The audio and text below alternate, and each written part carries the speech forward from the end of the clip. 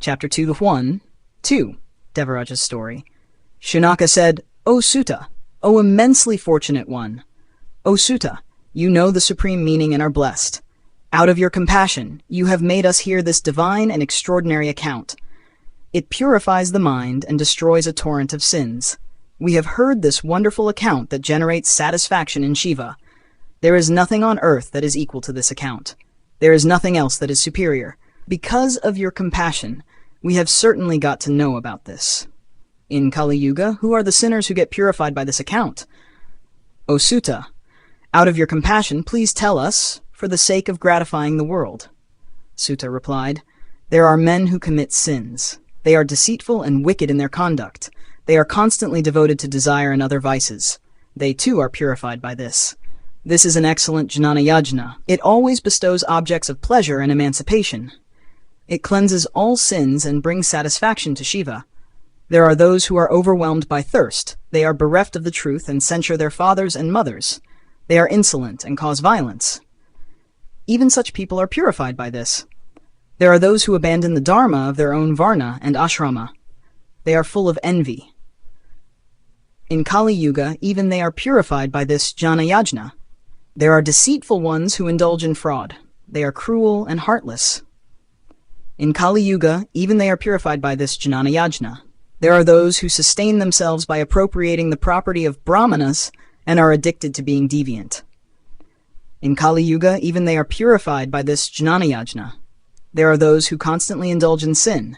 They practice fraud and are extremely wicked. In Kali Yuga, even they are purified by this jnana yajna. There are those who are filthy and evil in intelligence. They survive on the possessions of serene devas. In Kali Yuga, even they are purified by this jnana yajna.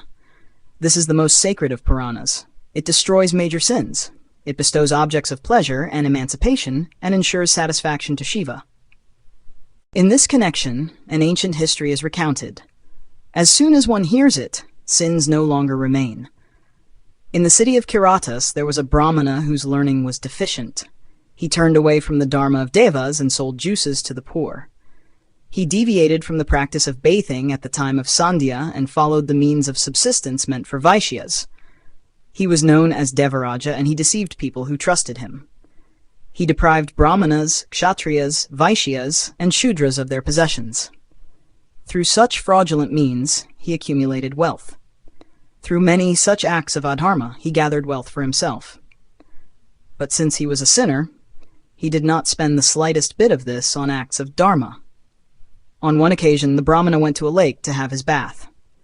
A courtesan named Shobhavati arrived there. On seeing her, he was agitated. Realizing that the wealthy brahmana had come under her subjugation, the beautiful lady was delighted.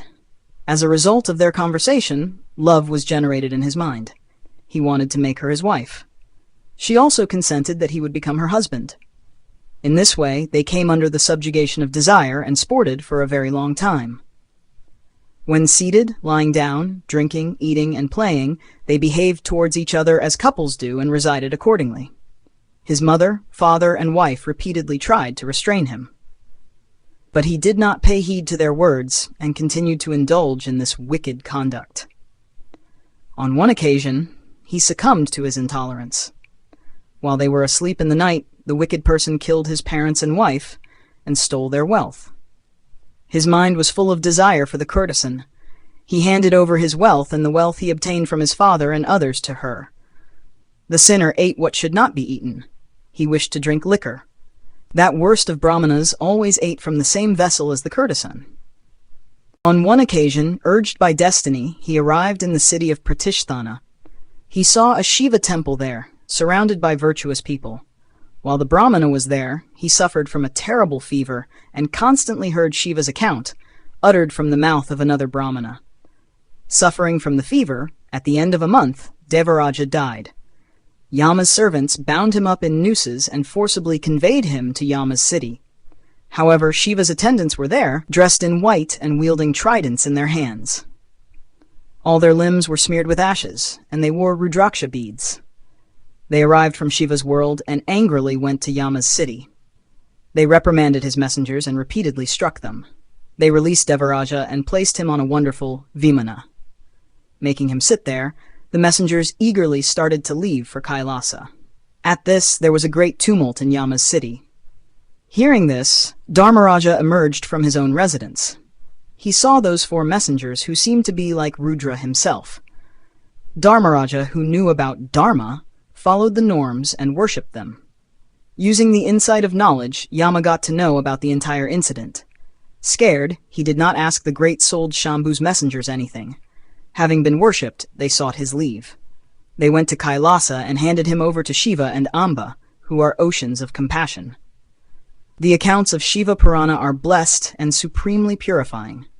As soon as he hears it, a sinner is emancipated. Sadashiv's excellent abode is a great and supreme region.